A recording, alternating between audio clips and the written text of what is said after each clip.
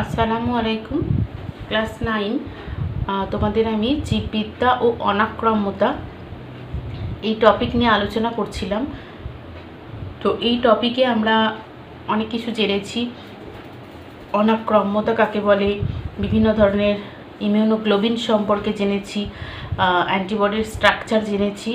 এছাড়াও বিভিন্ন অনাক্রম্যতার যে ধাপ, অর্থাৎ কোষভিত্তিক, রসভিত্তিক অনাক্রম্যতা কিভাবে হয়, এগুলো আমরা জেনেছি। আজকে আমরা যে টপিকটা নিয়ে পড়ব সেটা হচ্ছে টিকার ধারণা। আজকে আমরা জানব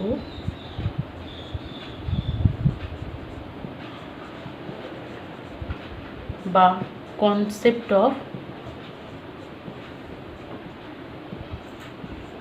ভ্যাকসিন।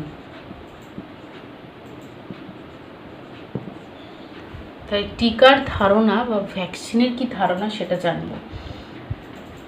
দেখো, ভ্যাকসিন বা টিকা হচ্ছে কি না, যখন কোনো রোগ প্রতিরোধের উদ্দেশ্যে কোনো রোগ জীবাণু থেকে প্রস্তুত যে উপাদান মানুষের শরীরে প্রবেশ করলে ওই রোগের বিরুদ্ধে প্রতিরোধ ব্যবস্থা জন্মায় তাকে বলা হচ্ছে ভ্যাকসিন বা টিকা।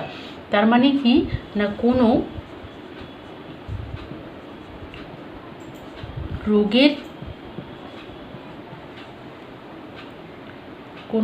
রোগ প্রতিরোধের উদ্দেশ্যে, তাই না, কোনো রোগ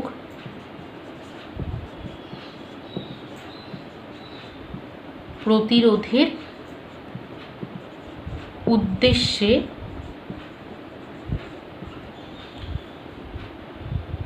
কোনো রোগ জীবাণু থেকে প্রস্তুতি যে উপাদান, কোনো রোগ জীবাণু থেকে প্রস্তুত উপাদান। তার মানে কোনো একটা রোগকে মারতে গেলে অন্য কোনো রোগ বা সেই রোগেরই জীবাণু থেকে প্রস্তুত কোনো উপাদান যদি মানুষের শরীরে প্রবেশ করিয়ে দেওয়া হয়, মানুষের শরীরে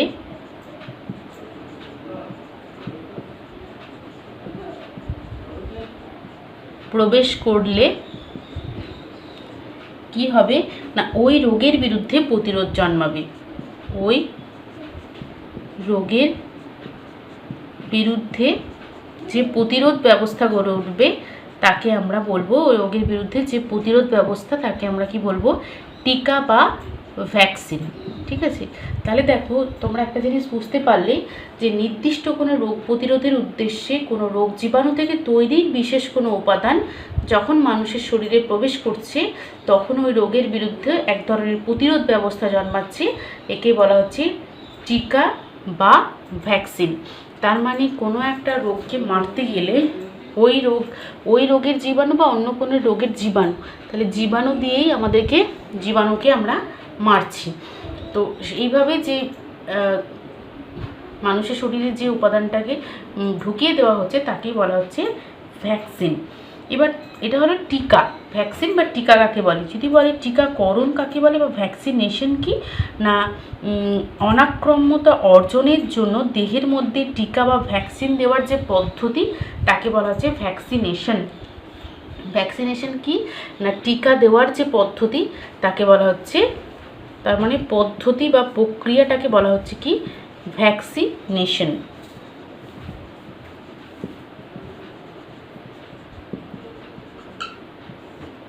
দেখো, এই যে ভ্যাকসিন আমাদের শরীরে প্রবেশ করে দেওয়া হচ্ছে, অর্থাৎ কোনো একটা জীবাণু বা কোনো জীবাণু থেকে প্রস্তুত কোনো উপাদান সেটা যখন আমাদের শরীরে ঢোকানো হচ্ছে তখন ওই পার্টিকুলার রোগটার বিরুদ্ধে বা নির্দিষ্ট রোগের বিরুদ্ধে আমাদের ইমিউন যে সিস্টেম, সেই সিস্টেমটা উজ্জীবিত হচ্ছে। অর্থাৎ এই টিকাকরণের গুরুত্বই হচ্ছে দেহে অ্যান্টিবডির সৃষ্টি হচ্ছে। অর্থাৎ ওটাকে যখনই ঢুকিয়ে দেওয়া হচ্ছে তখন তোমার শরীরের যে ডিফেন্স সিস্টেমগুলো রয়েছে তারা কি করছে, ওই রোগের বিরুদ্ধে, নির্দিষ্ট ওই রোগটার বিরুদ্ধে কিছু অ্যান্টিবডি তৈরি করে দিচ্ছে, যে অ্যান্টিবডি কি করছে, ওই রোগটাকে প্রতিরোধ করতে সক্ষম হচ্ছে। তাহলে টিকা, বুঝতে পারছো, এটা একটা বাইরে থেকে একটা অর্জিত অনাক্রম্যতা, যে অনাক্রম্যতা আমরা বাইরে থেকে টিকাকরণের মাধ্যমে ভেতরে প্রবেশ করাচ্ছি এবং ভেতরে আমাদের ইমিউন সিস্টেমটাকে অ্যাক্টিভ করে পার্টিকুলার ওই রোগের বিরুদ্ধে অ্যান্টিবডি সৃষ্টির যে ধারণা বা কনসেপ্ট, সেটাই হচ্ছে ভ্যাকসিনের কনসেপ্ট। আর এই ভ্যাকসিন দেওয়ার যে বিশেষ পদ্ধতি, সেটাকে বলা হচ্ছে ভ্যাকসিনেশন। তো এই ভ্যাকসিনেশন প্রথম কে আবিষ্কার করেছিলেন না 1796 খ্রিস্টাব্দে বিজ্ঞানী একজন ব্রিটিশ চিকিৎসক ছিলেন, তাকে বলা, তার নাম হচ্ছে, সবাই তোমরা জানো, ডক্টর এডওয়ার্ড জেনার, তাই না? এডওয়ার্ড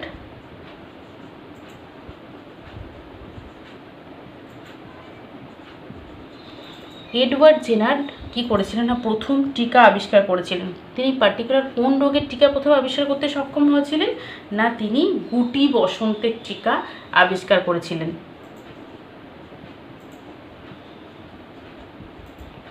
এনার নাম সবাই আজকে অমর হয়ে আছেন, এই নামটা সবাই জানে, যিনি প্রথম টিকার কনসেপ্ট দিয়েছিলেন, প্রথম টিকা আবিষ্কার করেছিলেন গুটি বসন্ত, যেটা পৃথিবী থেকে নিশ্চিহ্ন করা গেছে।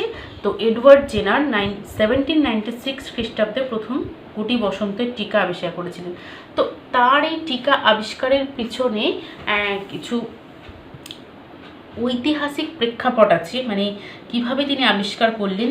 দেখো, ডক্টর জেনার টিকা আবিষ্কারের পিছনে কি করলেন না, উনি আবিষ্কার করেছিলেন 1776 সালে, আর 1796 সালে।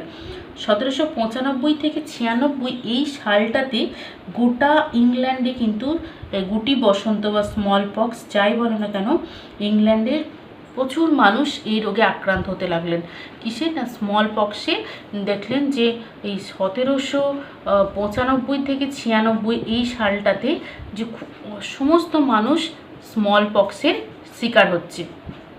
অর্থাৎ এই পক্সের যে ভাইরাস, সেটা সব মানুষের দেহে, আমাদের দেহে যেমন এখন আমাদের পৃথিবীতে নয়, হ্যাঁ গোটা পৃথিবীতেই করোনা ভাইরাসের যে একটা আবহ তৈরি হয়েছে বা করোনা ভাইরাস ছড়িয়ে পড়েছে বাতাসে বিভিন্নভাবে, তো ঠিক একইভাবে সেই সময় কার প্রাদুর্ভাব দেখা দিয়েছিল না, স্মল পক্সের। তো এই স্মল পক্স ভাইরাস কি করছিল না, সমস্ত মানুষকে স্মল পক্সে আক্রান্ত করে দিচ্ছিল, এবং তার ফলে তখন তো চিকিৎসাও হয়নি, প্রচুর মানুষ মারা যেতে থাকলো। তো ওই সময় ডক্টর জেনার এইসব নিয়ে গবেষণা করছিলেন। তিনি দেখলেন যে সবার স্মল পক্স হচ্ছে, গুটি বসন্ত হচ্ছে, কিন্তু একজন মহিলা যিনি কি করেন না, গরুর দুধ যে গোয়ালিনী বলা হয়, যারা গরুর দুধটাকে দোহা হয়, সেই গোয়ালিনীর কিন্তু গায়ে কোনো স্মল পক্স তিনি দেখতে পাননি। পর্যবেক্ষণ করে দেখলেন যে ওই গোয়ালিনীর হাতে এক ধরনের ফোস্কা রয়েছে, একটা, যে ফোস্কাটা তিনি আরও পর্যবেক্ষণ করলেন যে গরুর যে দুধ দোয়া হচ্ছে, সেই দুধের বাটিতেও কিন্তু একই রকমের অনুরূপ কিন্তু ফোস্কা রয়েছে। অর্থাৎ গরু থেকে তার শরীরে কোনো একটা রোগ সংক্রামিত হয়েছে। তিনি দেখলেন যে এটা এক ধরনের গো বসন্ত। আমরা যেমন স্মল পক্স সেটা হিউম্যান বডিতে হয়, ঠিক একইভাবে দেখলেন যে ওই মহিলার হাতে যে ফোস্কাটা হচ্ছে সেটা অ্যাকচুয়ালি গরুর যে পক্স ভাইরাস বা পক্স রোগ, সেই রোগটা ওই মহিলার দেহে ছড়িয়ে গেছে। যেহেতু ওর শরীরে গো বসন্ত জীবাণু অলরেডি ঢুকে রয়েছে, সেই জন্য কিন্তু ওর শরীরে এই স্মল পক্সের জীবাণু কোনো রকম রোগ বিস্তার করতে পারছে না। তো তিনি তখন গবেষণা করে গো বসন্তের যে বিষাক্ত পদার্থ, গো বসন্তের জীবাণু থেকে বিষাক্ত পদার্থ থেকে গুটি বসন্তের ভ্যাকসিন বা টিকা তৈরি করতে সমর্থন হলেন। অর্থাৎ গো বসন্ত থেকে তিনি জীবাণুর নির্যাস নিয়ে মানুষের শরীরে প্রবেশ করালেন এবং দেখলেন যে বাকি মানুষরা কিন্তু ওই স্মল পক্স ভাইরাসকে প্রতিহত করতে পারছে। ফলে তিনি বিশ্ববাসীর কাছে আজও অমর হয়ে রয়েছেন। তাহলে স্মল পক্স আবিষ্কারের ইতিহাসটা বুঝতে পারছো যে তিনি কোথা থেকে স্মল পক্সের ভ্যাকসিন আবিষ্কার করেছিলেন, না গো বসন্ত বা গরুর যে বসন্ত রোগ বা পক্স রোগ, সেই গো বসন্ত রোগের যে জীবাণু, সেই জীবাণুর বিষাক্ত যে পদার্থ এখান থেকে, তার মানে এই পদার্থটা আমাদের শরীরে প্রবেশ করিয়ে দিলে কি হচ্ছে, স্মল পক্স ভাইরাসের বিরুদ্ধে অ্যান্টিবডি সৃষ্টি হচ্ছে এবং সেই অ্যান্টিবডি স্মল পক্সকে মেরে দিতে সক্ষম হচ্ছে। তো আমাদের সমাজে এখন বহু টিকা বা ভ্যাকসিন আবিষ্কার হয়ে গেছে এডওয়ার্ডের হাত ধরে।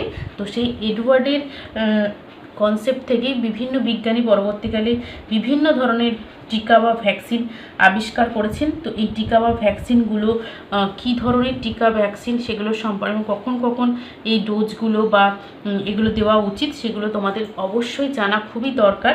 তো সেইগুলো সম্পর্কে আমরা জানব, কী কী ধরনের টিকা আছে এবং সেই টিকার বিরুদ্ধে কী কী ধরনের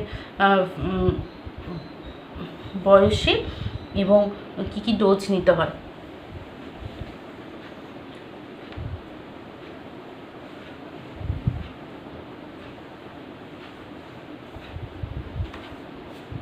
তাহলে আমরা পড়ছিলাম কনসেপ্ট অফ ভ্যাকসিন।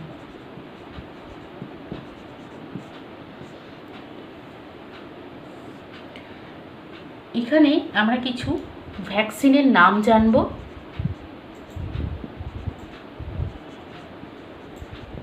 এবং ওই ভ্যাকসিনটা কোন রোগের বিরুদ্ধে দেওয়া হচ্ছে, অর্থাৎ কিছু রোগের নাম এবং বয়স ও ডোজ, এটা ইম্পর্টেন্ট, কোন বয়সে এবং কতটা ডোজ নেওয়া দরকার এটা কিন্তু আমাদের জানা খুবই দরকার। তো প্রথম যে ভ্যাকসিনটা সম্পর্কে জানবো সেটা হচ্ছে ডিপিটি। এই ডিপিটি যে ভ্যাকসিন, সেই ডিপিটি ভ্যাকসিনের ফুল ফর্ম হচ্ছে ডিপথেরিয়া পার্টুসিস টিটেনাস। ঠিক আছে, আমি এগুলো পুরো নামগুলো লিখছি না, তোমরা বই থেকে পড়ে নেবে। ডিপথেরিয়া, পার্টুসিস আর একটা হচ্ছে টিটেনাস, এই তিনটি রোগের বিরুদ্ধে অর্থাৎ ডিপথেরিয়া পার্টুসিস মানে যে হুপিং কফ এবং টিটেনাস এর বিরুদ্ধে যে টিকা নেওয়া হয় সেই টিকাগুলো কি কি না, তাহলে কি কি রোগের নাম, তাহলে এখানে লিখতেই হবে, রোগের নাম আমি লিখেইছি। তাহলে ডিপথেরিয়া, আর একটা বললাম কি পার্টুসিস, পার্টুসিস মানে হচ্ছে হুপিং কাফ, পার্টুসিস, আর একটা হচ্ছে কি তোমার টিটেনাস।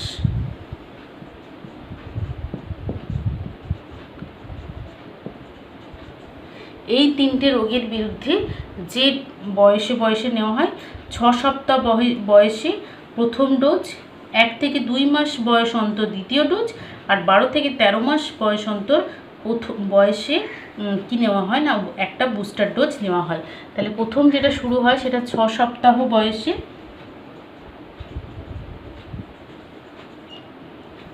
6 সপ্তাহ বয়সে 1 ডোজ এবং 1 থেকে 2 মাস অন্তর 2 মাস অন্তর দ্বিতীয় ডোজ,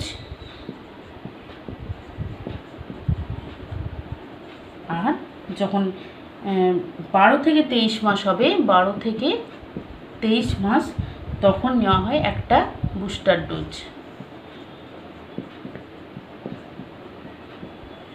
ঠিক আছে, এরপরে আসছি বিসিজির কথায়। বিসিজি এটা তোমার টিউবারকিউলোসিস বা যক্ষা যে রোগ, সেই রোগের বিরুদ্ধে নেওয়া হয়। ব্যাসিলাস ক্যালমেটি গুইরিন এই টিকাটার নাম পুরোটা। তো এটা কিসের জন্য নেওয়া হয় না, এটা টিউবারকিউলোসিস বা যক্ষ্মা যে রোগ, সেই যক্ষ্মা রোগের বিরুদ্ধে এটা নেওয়া হয়। কখন নেওয়া হয় না, বিসিজি নেওয়া হয় সদ্যজাত শিশুর জন্মের পরই এটা দেওয়া হয়। তাহলে সদ্যজাত শিশুকে একটা ডোজ দেওয়া হয়। কখন দেওয়া হয় না, শিশুর জন্মের সাথে সাথেই সদ্যজাত শিশুকে একটা ডোজ দেওয়া হয়। এরপরে 3 নম্বর যে ভ্যাকসিনের নাম আমরা জানবো তার নাম হচ্ছে ওপিভি, ওরাল পোলিও ভ্যাকসিন। ওপিভির কথা সবাই জানো তোমরা, পোলিও রোগের বিরুদ্ধে এই ভ্যাকসিন নেওয়া হয়। তো এটা কখন কখন নেওয়া হয়, 6 সপ্তাহ বয়সে প্রথম একটা ডোজ নেওয়া হয়। 6 সপ্তাহ বয়সে একটা ডোজ নেওয়া হয়। এরপর আর কখন কখন নেওয়া হয় না, 1 থেকে 2 মাস অন্তর, 1 থেকে 2 মাস অন্তর অন্তর 3টে করে ডোজ দিতে হয়। ঠিক আছে, এরকম আমি 3টে তোমাদের ভ্যাকসিনের নাম বললাম। এরকম আরও অনেক ভ্যাকসিন আছে, যেমন ধরো টাইফয়েড ভ্যাকসিন। টাইফয়েড ভ্যাকসিন কখন নিতে হয় না,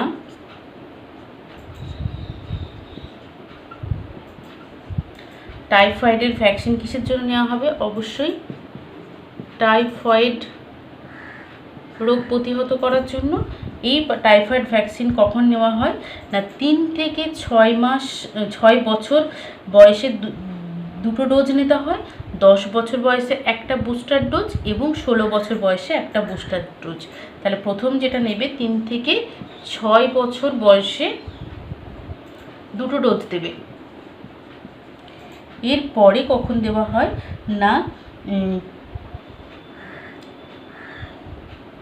10 বছর বয়সে, 3 থেকে 6 বছর বয়সে 2টো ডোজ নেওয়ার পর 10 বছর বয়সে একটা বুস্টার ডোজ,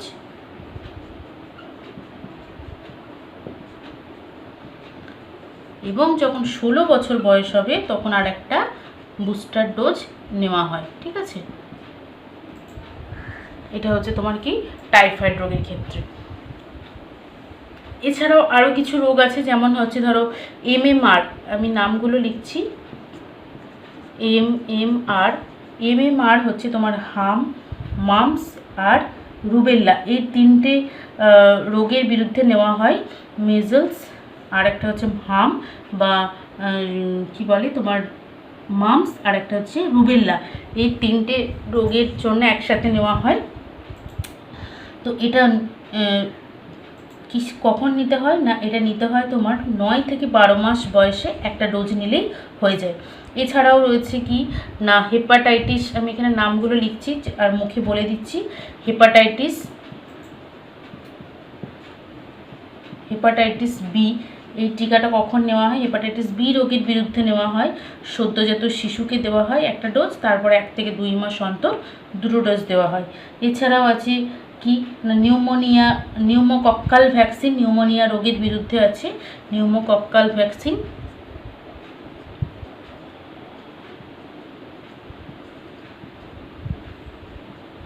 নিউমোকক্কাল যে ভ্যাকসিন সেটা নিউমোনিয়া রোগের বিরুদ্ধে 6 সপ্তাহে একটা ডোজ আর 1 মাস অন্তর 2টো ডোজ নেওয়া হয়। এই লাস্ট যেটা আছে সেটা হচ্ছে টিটেনাস টক্সয়েড। টিটেনাস টক্সয়েড কিসের জন্য নেওয়া হয় না, টিটেনাস রোগের জন্য। টিটেনাস টক্সয়েড, TOXOID, এই টিটেনাস টক্সয়েড কিসের জন্য নেওয়া হয় না, টিটেনাস রোগের জন্য। এটা 10 বছর বয়সে একটা বুস্টার ডোজ নেওয়া হয় আর 16 বছর বয়সে একটা বুস্টার ডোজ, এবং গর্ভাবস্থার যখন মায়ের যে টিকা সেটা 12 থেকে 36 সপ্তাহে 2টো ডোজ নিতে হয়। তাহলে এটা হচ্ছে আমরা জানলাম যে কি কি ভ্যাকসিন নিতে হয় এবং কি কি ভ্যাকসিন আমাদের দেওয়া দরকার, এবং এই ভ্যাকসিনগুলো দিলে আমাদের শরীরে কিন্তু এই সমস্ত রোগের বিরুদ্ধে কোনো আর রোগ আমাদেরকে আক্রমণ করতে পারবে না, এবং আমরা এই রোগগুলোকে অনায়াসেই প্রতিহত করতে পারবো। এবং এই সমস্ত ভ্যাকসিনগুলো প্রত্যেকের সঠিক সময়ে জন্ম থেকে যত বছর বয়স অবধি, ম্যাক্সিমাম 16 বছর বয়স অবধি নেওয়া হয়। তো সেগুলো কিন্তু নেওয়া প্রত্যেকেরই দরকার, এই জন্য প্রত্যেক বাবা মাকে সচেতন হওয়া দরকার। তো আমরা জানবো এবার এই টিকাকরণের কি গুরুত্ব, টিকাকরণ আমরা কেন করব, তাই না? অনেক মানুষের মধ্যেই কিছু ভ্রান্ত ধারণা বা প্রচলিত ধারণা আছে, তারা টিকা নিতে চান না, কারণ তারা জানেন না, তাদের মধ্যে অ্যাওয়ারনেস জাগানো উচিত যে এই ধরনের টিকা নিলে তাদের যে শিশু তারা কিন্তু পরবর্তীকালে যখন বড় হবে তখন তাদের আর কোনো এই ধরনের রোগের জন্য ভুগতে হবে না। তাহলে টিকাকরণের ফলে কি হয় না, টিকার গুরুত্ব আমরা কি বলবো, তাহলে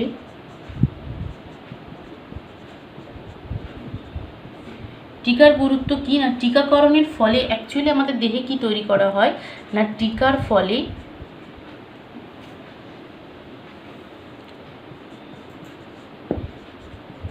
টিকার মাধ্যমে কি করা হয় না, আমাদের শরীরের মধ্যে বা দেহেতে কি তৈরি করা হয়, অ্যান্টিবডি তৈরি করা হয়। দেহে অ্যান্টিবডি সৃষ্টি করা হয়, বা অ্যান্টিবডি সৃষ্টি করতে আমাদের ইমিউন সিস্টেমকে উজ্জীবিত করা হয়, ফলে রোগ আক্রমণ প্রতিহত হয়। অ্যান্টিবডি, টিকার মাধ্যমে অ্যান্টিবডি সৃষ্টি হয় ও রোগ নিরাময় হয়, তাই না?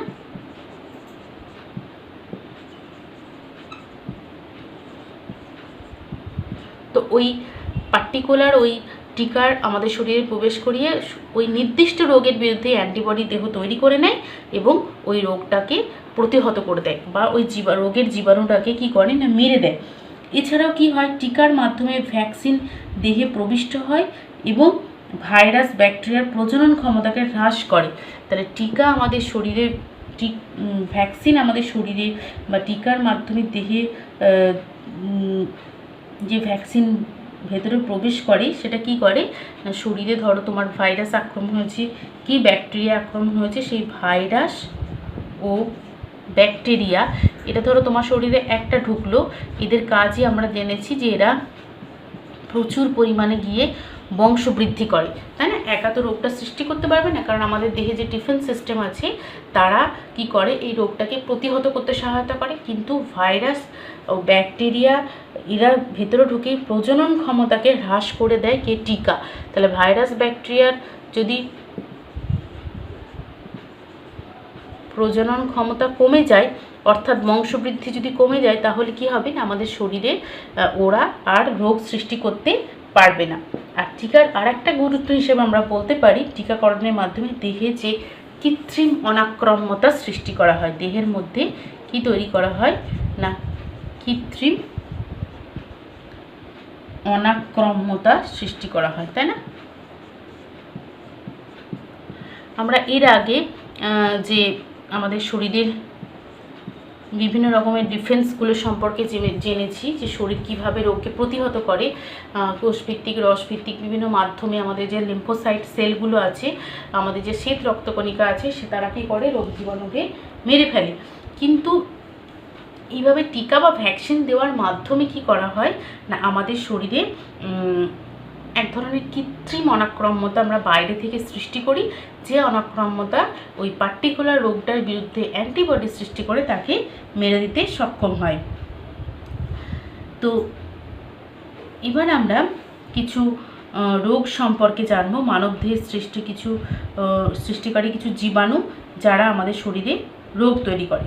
তাহলে আমরা টিকার কনসেপ্টটা পেয়ে গেলাম, কনসেপ্ট অফ ভ্যাকসিন, যে সেখানে আমরা জানলাম যে ভ্যাকসিন কি, ভ্যাকসিনেশন কাকে বলে এবং কত ধরনের ভ্যাকসিন আছে, বা এই ভ্যাকসিন প্রথমকে আবিষ্কার করেছিলেন না এডওয়ার্ড জেনার, এবং এই এডওয়ার্ড জেনার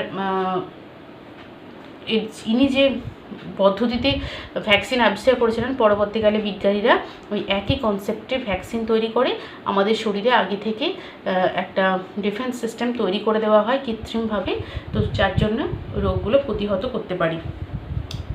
এরপরে আমরা কিছু মানবদেহে রোগ সৃষ্টিকারী জীবাণু সম্পর্কে একটুখানি জানবো, রোগ কাকে বলে এবং রোগের কারণ কি, এটুকু আমরা জানবো। নেক্সট দিন আমরা বিভিন্ন ধরনের রোগ সম্পর্কে, তোমাদের সিলেবাসে যে রোগগুলো আছে সেই রোগগুলো কী ধরনের জীবাণুর দ্বারা হয়, তাদের কী কী সিমটম আছে, তাদের সংক্রমণ পদ্ধতি কীরকম, সেগুলো সম্পর্কে জানবো।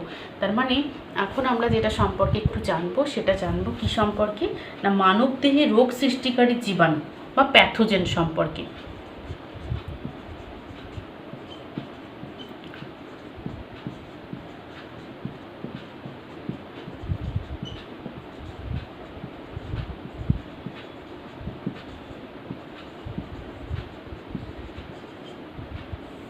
মানবদেহে রোগ সৃষ্টিকারী জীবাণু।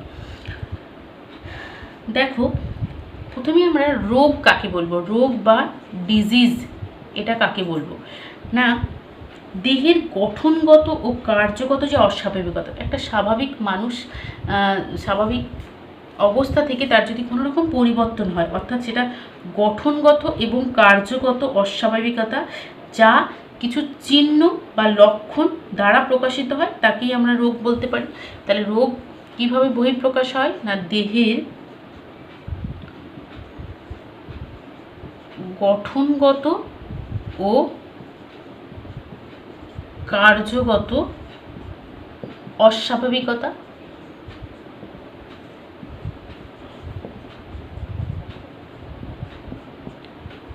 যা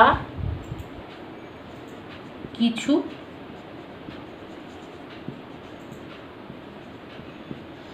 চিহ্ন বা যেটাকে আমরা সিমটম বলি, লক্ষণ দ্বারা প্রকাশিত হয়,